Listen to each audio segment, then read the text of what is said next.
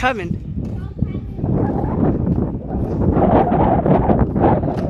I bet this is the best. See? All that. Those are the best storm. That cave and. That doesn't look like wind damage. That looks like fire. Looks like it melted. How? I don't know. Big fire over. Oh, is that what it was? Oh, at the Hampton Beach fire, right? Oh, right here? Salisbury. You're in the wrong state. Don't insult us by saying you're in New Hampshire.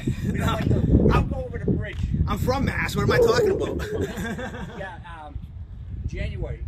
We lucked out. I mean, we got some smoke damage. Obviously some windows broke, but it could have been worse. It was like an apartment building, a A motel. motel, two family where the sign is, and a single family behind the bar. That's what I was saying. It looks like it had to be melted. It was like it happened. Was it an electrical? Nope, they never found out. They never found out. My personal opinion, I think somebody flipped the sewer on. As a wind that night was Friday,